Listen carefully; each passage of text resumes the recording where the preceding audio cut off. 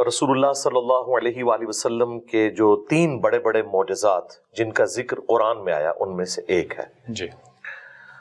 سب سے بڑا معجزہ جو قرآن میں ذکر ہوا وہ قرآن حکیم خود ہے۔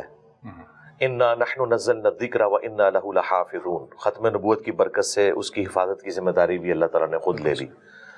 اور قرآن حکیم کا معجزہ ہونا یہ سورۃ العنکبوت میں ذکر ہوا کہ اے نبی اس قرآن کے نزول سے پہلے نہ تو آپ اپنے دائیں ہاتھ سے کچھ لکھ سکتے تھے اور نہ آپ کتاب میں سے کچھ پڑھ سکتے تھے، ورنہ یہ چیز کافروں کو شک میں مبتلا کر دیتی کہ یہ کتاب آپ نے خود لکھی ہے۔ اور پھر ساتھ ہی ذکر ہے کہ یہ کافر ڈیمانڈ کرتے ہیں کہ نبی علیہ السلام پہ کوئی معجزہ کیوں نہیں نازل ہوا، تو اللہ تعالیٰ نے فرمایا کہ کیا ان کے لیے یہ کافی نہیں ہے کہ قرآن حکیم کی آیات روزانہ صبح و شام ان کے اوپر تلاوت کی جاتی ہیں؟ یہ نبی علیہ السلام کا معجزہ ہے۔ صحیح۔ دوسرا بڑا معجزہ جو قرآن میں آیا وہ شق القمر والا واقعہ ہے۔ جی۔ سورۃ القمر کے سٹارٹ میں اللہ تعالیٰ نے ذکر کیا۔ اور تیسرا جو معجزہ ہے جو قرآن حکیم میں رپورٹ ہوا وہ الاسراء والمعراج کا معجزہ ہے۔ صحیح۔ بیسیکلی یہ پبلک میں جو ٹرم مشہور ہو گئی وہ تو شب معراج والی تھی۔ جی۔ یہ 2 حصے ہیں، الاسراء والمعراج۔ الاسراء رات کے سفر کو کہتے ہیں جو نبی علیہ السلام کا سفر مبارک بیت اللہ سے لے کر بیت المقدس تک تھا۔ صحیح۔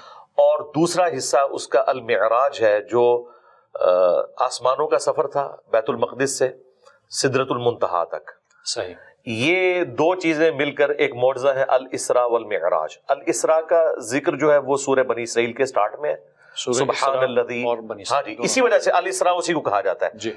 اس سورت کے 2 نام ہیں۔ اور جو معراج والا سفر ہے اس کا ذکر جو ہے وہ سورۃ النجم کے اندر ہے۔ صحیح۔ تو یہ معجزہ ملا کر الاسراء والمعراج ہے۔ یہ نبی علیہ السلام کا وہ معجزہ ہے جو آپ کے ساتھ خاص ہے اور کسی پیغمبر کو یہ نصیب نہیں ہوا۔ نمبر 2، قرآن حکیم میں اس کا آنا ایک بہت بڑی بات ہے۔ باقی نبی علیہ السلام کے جتنے معجزات ہیں وہ ہم احادیث سے ثابت کرتے ہیں، لیکن یہ وہ 3 بڑے معجزات یعنی قرآن حکیم اور اس کے بعد شق القمر والا واقعہ اور تیسرا یہ معراج شریف کا وہ واقعہ ہے جو قرآن میں رپورٹ ہوا۔ اس اعتبار سے نبی علیہ السلام کی زندگی میں ایک آپ سمجھ لیں آپ کے لیے ایک انٹرٹینمنٹ اللہ تعالیٰ نے کی مکی دور کے اینڈ کے اوپر جا کے، جب نبی علیہ السلام کی 13 سال کی جو محنت ہے اس کے بعد آپ صلی اللہ علیہ وآلہ وسلم کو ایک ریکریشنل ٹرپ کروایا گیا اور اس میں پھر اللہ تعالیٰ نے اپنی قدرت کی کافی ساری نشانیاں دکھائیں۔ تو مسلمانوں کے لیے تو یہ بہت اہمیت کی چیز ہے، نبی علیہ السلام کے لیے معجزہ ہے۔ صحیح۔ اچھا، جب معراج کا ذکر آتا ہے تو بعض علماء نے تاریخوں میں لکھا بھی کہ ایک اوپن ہارٹ سرجری بھی ہوئی تھی، تو اس کی کیا آپ کہیں کہ کیا پروفز ہیں؟ نبی پیدائش سے لے کر اپنی وفات تک اللہ تعالیٰ کی حفاظت میں ہوتا ہے۔ صحیح۔ وہ اعلان نبوت جس وقت مرضی کرے، اللہ تعالیٰ جب چاہتا ہے وہ اسے مبعوث فرما دیتا ہے۔ صحیح۔ یہ جو ہارٹ سرجری والا معاملہ ہے یہ نبی علیہ السلام کے ساتھ صرف شب معراج نہیں ہوا، اس سے پہلے بھی ایک دفعہ ہوا۔ شب معراج کے حوالے سے صحیح بخاری صحیح مسلم میں آتا ہے کہ نبی علیہ السلام کا سینہ چاک کیا گیا، آپ کا دل جو ہے وہ دھویا گیا زمزم کے ساتھ، اور اس کا جو تشت تھا، جو برتن تھا، وہ جنت سے حضرت جبرائیل علیہ السلام لے کے آئے تھے، اور نبی علیہ السلام کے دل میں ایک خون کا لوتھڑا وہ ریموو کیا گیا۔ یہ سب باتیں سمبولک ہیں۔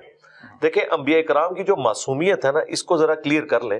ہماری پبلک میں شاید انبیاء کرام کا کانسیپٹ اس طرح بتایا گیا ہے گویا کہ وہ کوئی روبوٹ ہے اور ان کے کوئی احساسات نہیں ہیں، یا ان کے اندر گناہ کی طرف مائل ہونے کا مادہ موجود نہیں۔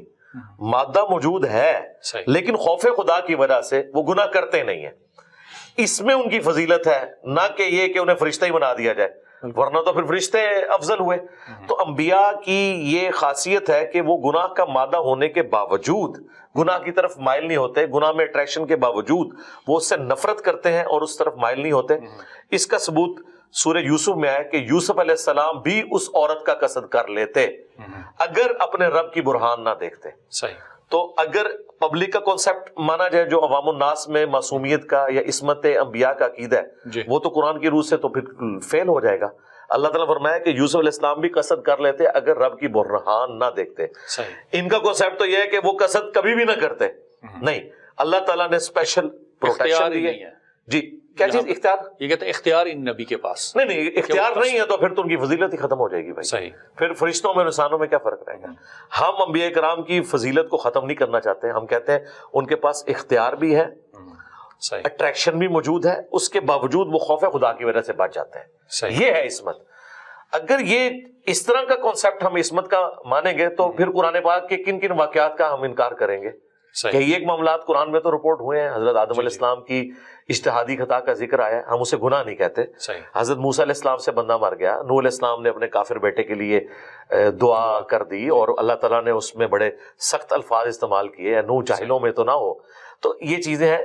عصمت انبیاء یہ ہے کہ اللہ تعالیٰ انبیاء کرام کو گناہوں سے محفوظ رکھتا ہے, وہ گناہ کی طرف مائل نہیں ہوتے خوف خدا کی وجہ سے. اگرچہ گناہ کے لیے اٹریکشن ان میں موجود ہوتی ہے لیکن اللہ تعالیٰ کا خوف اتنا غالب ہوتا ہے. اس کو میں مثال سے سمجھاتا ہوں. آپ کو کئی دن کا فاقہ ہو اور آپ کی پسندیدہ ڈش آپ کے سامنے آ جائے اور وہ کھانا کھانے سے تھوڑی دیر پہلے کوئی شخص آپ کے کان میں بتا دے کہ اس میں زہر ہے, تو آپ کو اس کی خوشبو بھی اٹریکٹ نہیں کرے گی. اگرچہ آپ کی طلب ہو رہی ہوگی لیکن آپ کہیں گے چھوڑے اس کو, اس کے اندر زہر قاتل چھپا ہے. انبیاء کرام علیہ السلام یا ان کے اہل البیت یا اولو العزم جو صحابہ کرام ہیں, ان پہ خوف خدا کا غلبہ اتنا ہوتا ہے کہ وہ خوف خدا کی وجہ سے اس گناہ کی لذت میں جو چھپا ہوا سزا والا ایلیمنٹ ہے وہ اتنا ڈومیننٹ ہوتا ہے کہ وہ اپنے آپ کو اس سے دور رکھتے ہیں. بالکل صحیح. اچھا, معراج کے حوالے سے جو کہا گیا, کیا ایک ہی معراج تھی؟ کیونکہ بعض جگہوں پہ ہے کہ متعدد معراج, یا تاریخوں میں بھی تھا کہ قبل از بعثت ہے یا بعد از بعثت. اس پہ بھی اکثر الجھایا جاتا ہے. جنرل پبلک پوچھنا چاہتی ہے کہ کیا ایک تھے یا نہیں, کیونکہ مختلف اوقات میں ہوئے تو اس لیے اس طرح کی الجھن. دیکھیں جو الاسراء والمعراج مشہور ہے جس کو ہم ذکر کرتے ہیں وہ تو ایک ہی دفعہ ہوا ہے. صحیح. اور وہ نبی الاسلام کو جسم اور روح دونوں کے ساتھ کروایا گیا ہے. اچھا. جو روحانی معراج والا معاملہ ہے انبیاء کرام کے ساتھ وہ ہوتا ہے. بخاری مسلم میں حدیث ہے کہ نبی علیہ السلام پر جو وحی کا آغاز ہے وہ سچے خوابوں سے ہوا. آپ رات کو ایک خواب دیکھتے تھے اور صبح وہ واقعہ ہو جاتا تھا. یہ آپ کو سگنل ملنے شروع ہوئے. پھر صحیح مسلم میں حدیث ہے میں اس پتھر کو بھی پہچانتا ہوں جو بعثت سے پہلے مجھے سلام کیا کرتا تھا. یہ سگنل آنا شروع ہو گئے. پھر نبی علیہ السلام کا دل اچاٹ ہوا دنیا سے. آپ علیہ السلام غار حرا میں عبادت کرنا شروع ہو گئے اور پھر وہاں پہ باقاعدہ قرآن پاک کی وحی کا آغاز ہوا جو وحی مطلوع ہے جس کی تلاوت کی جاتی ہے. لیکن وہ والی جو وحی ہے جو خواب کے ذریعے ہوئی وہ تو پہلے سٹارٹ ہو گئی تھی. اور انبیاء کرام کے خواب وحی الہی ہوتے ہیں. قرآن حکیم میں سورہ الصافات میں ابراہیم علیہ السلام کو اللہ تعالیٰ نے خواب کے ذریعے یہ حکم دیا تھا کہ وہ اپنے بیٹے کی قربانی کریں. قرآن حکیم یعنی اس میں جڑ موجود ہے اس عقیدے کی. پھر بخاری مسلم میں حدیث ہے کہ خواب نبوت کا 46واں حصہ ہے. تو خوابوں کے ذریعے انبیاء کرام کے لیے تو ڈیفینیٹ وحی الہی ہوتی ہے, اس میں شیطان کی دخل نہیں. غیر نبی کے خواب میں شیطان کی دخل ہو سکتی ہے. الاسراء والمعراج والا جو واقعہ ہے جو ہم ایک معجزے کے طور پر پروڈیوس کرتے ہیں لوگوں کے سامنے, اگر وہ صرف خواب والا معاملہ ہوتا تو کفار مکہ کو بھی ماننے میں کوئی آر نہ ہوتی. انہوں نے جو انکار کیا خواب میں تو انہوں نے کہا ٹھیک ہے خواب میں تو جو مرضی آپ دیکھتے رہے, لیکن یہ بیداری میں واقعہ تھا اور اس کا معجزہ ہونا اس اعتبار سے ایکسٹراڈنری ہونا اسی وجہ سے ہے کہ یہ سب کچھ بیداری میں ہوا. البتہ اس کا موڈ برزخی ہے, کوئی اسے آبزرو نہیں کر سکتا کہ وہ یہ کہ میں اس رات یروشلم میں ہوتا تو میں انبیاء کرام کو دیکھ لیتا. بھئی وہ اندر بھی موجود ہوتا نہ دیکھ سکتا, کیونکہ یہ برزخی موڈ ہے. موسیٰ علیہ السلام کو صحیح مسلم میں آیا کہ میں نے قبر میں نماز پڑھتے ہوئے دیکھا, تو وہ اللہ تعالیٰ نے معجزانہ طور پہ وہ چیز دکھائی ہے, وہ عام بندہ اسے آبزرو نہیں کر سکتا. ایک برزخی موڈ ہے, ان سین بیریئر ہے. اچھا, اب جب یہ سفر شروع ہوا, کیونکہ سورہ اسراء کی جب ہم بات کرتے ہیں تو خداوند متعال نے کہا کہ رات کی سیر کروائی مسجد الحرام سے مسجد اقصی, اور پھر تو یہ جسم کیسے اوپر چلا گیا؟ محدودیت نہیں ہے؟ اوپر تو بعد میں گیا نا, پہلے تو ٹریول کیا براق کے ذریعے. وہ ایک سواری آئی, اللہ تعالیٰ نے اسپیشل حضرت جبرائیل علیہ السلام کے ذریعے وہ سواری براق, اس کے ذریعے یہ آلموسٹ اس زمانے میں تو آپ سمجھ لیں 40 دن کا سفر تھا جو پیدل سفر کیا جاتا تھا. تو اس میں واقعی ایک معجزہ ہے ایک رات میں چلے جانا نبی علیہ السلام کا. تو یہ چونکہ ایک چیز معجزہ ہے, اسے سائنس کے ساتھ کسی بھی طریقے سے ریلیٹ کرنے کی ضرورت نہیں. اور یہ جتنے مفکرین معجزات کو سائنس کی نظر سے دیکھتے ہیں یہ بالکل ظلم کر رہے ہیں, انہیں پتہ ہی نہیں ہے کہ کس بد عقیدگی کا شکار ہے. اگر کسی بھی نبی کا کوئی معجزہ سائنٹیفکلی ثابت ہو جائے تو وہ معجزہ نہیں رہے گا، صحیح. کیونکہ معجزے کا مطلب ہے عقل کو عاجز کر دینے والی چیز. فزیکل فینومینا آف نیچر میں جو چیز آتی ہے اسے توڑنے کا نام معجزہ ہے.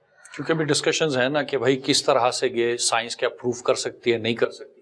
لامحدود کے کاموں کو محدود ذہن میں لانے سائنس اگر ثابت کرے گی نا جی اس کو جی. تو معجزہ نہیں رہے گا، یہ ذہن میں رکھیے گا. اپنے یہ اعجاز ان سے علماء اترے گا. کو، ان مفکرین کو پتہ ہی نہیں ہے کتنا خطرناک کھیل کھیل رہے ہیں. مثلا نبی الاسلام کے بارے میں صحیح بخاری میں آتا ہے ایک صحابی جن کی پنڈلی ٹوٹ گئی تھی، آپ نے اپنا دستے اتھر اس کے اوپر پھیرا، وہ اسی وقت بالکل ٹھیک ہو گئی. اب ایک میڈیکل کی فیلڈ کا بندہ آپ کو بتا سکتا ہے کہ یہ سائنٹیفکلی پاسبل نہیں، اس کے لیے کیورنگ پیریڈ 6 سے 10 ہفتے تک آلموسٹ چاہیے، فوراً اس کا ٹھیک ہو جانا. یہ فزیکل فینومینا آف نیچر، قانون قدرت کو توڑنے والی چیز ہے. حضرت ابراہیم علیہ السلام کے لیے آگ کا ٹھنڈا ہونا، یہ سائنٹیفکلی کیسے ثابت کریں گے؟ آگ تو ہمیشہ جلاتی ہے. یہ نان سائنٹیفک ہو جائے گا معاملہ. سائنس کے بالکل الٹ، فزیکل فینومینا آف نیچر کا اللہ تعالیٰ پابند نہیں ہے.